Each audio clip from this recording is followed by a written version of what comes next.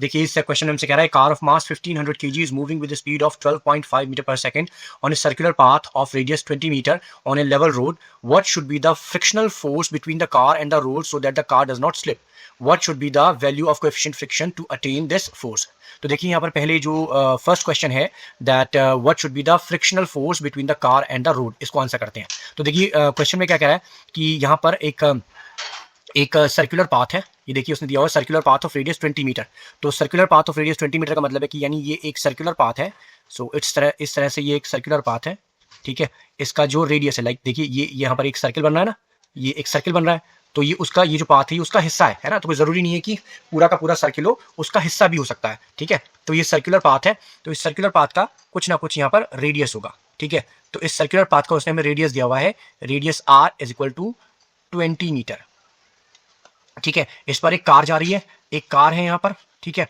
ये कार, इस कार का जो मास है, तो उसने हमें कार का मास कितना दिया हुआ है, m is equal to 1500 kilogram, 1500 kg, ठीक है। इसके अलावा उसने हमें क्या दिया हुआ है, moving with speed of 12.5 metre per second.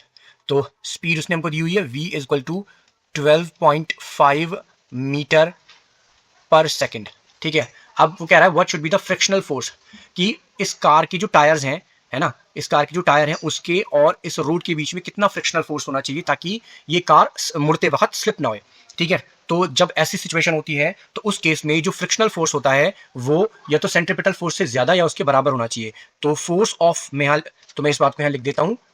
सो इस केस में force of friction should be greater than और इक्वल टू सेंट्रीपिटल फोर्स। तो फोर्स ऑफ फ्रिक्शन को हमने यहाँ F से डिनोट कर लिया, ठीक है। एंड सेंट्रीपिटल फोर्स हमको पता है mv² अपॉन r होता है, ठीक है। तो अब हम यहां से फोर्स ऑफ फ्रिक्शन निकाल सकते हैं, m that is 1500, v that is 12.5 square upon में r कितनी है 20 मीटर।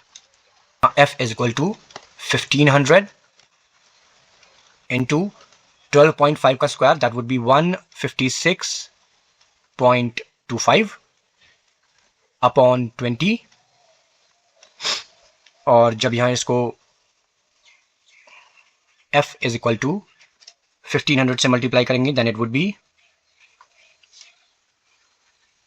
2345 अपॉन 20। तो जब 1500 को 156.25 से मल्टीप्लाई करेंगे then it would be 234375 upon 20।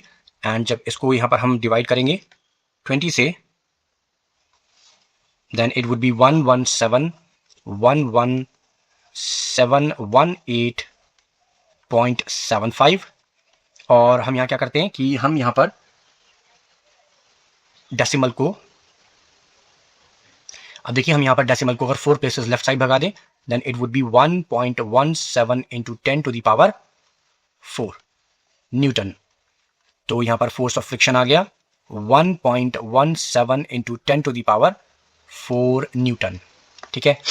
तो ये हो गया हमारा पहला आंसर। दूसरा उसने हमसे क्वेश्चन पूछा हुआ है व्हाट शुड बी, देखिए दूसरा क्वेश्चन उसने हमसे क्या पूछा हुआ है, दूसरा उसने हमसे पूछा हुआ what should be the value of coefficient of friction to attain this force, है ना। तो कोएफिशिएंट हमको यहाँ पर म्यू फाइंड आउट करना है। तो देखिए म्यू कैसे फाइंड आउट कर सकते हैं, हमारे पास फ्रिक्शन की वैल्यू आ गई है यहाँ पर। तो हमको पता है that F force of friction is equal to mu R and F is equal to mu R होता है ऑलवेज mg के बराबर, mu mg। Then mu is equal to F, then mu is equal to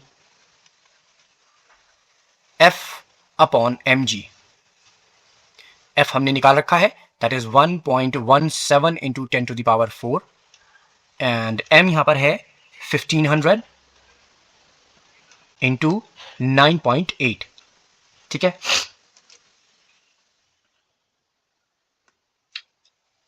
इसको यहां पर solve करते हैं।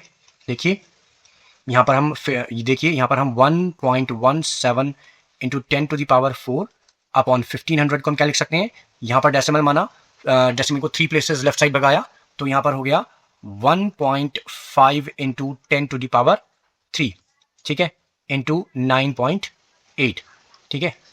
अब देखिए यहां पर ये 10 टू द पावर 3 से 10 टू द पावर 4 कैंसिल, अब ये हमारे पास बच गया 1.17 अपॉन 1.5 इंटू 9.8।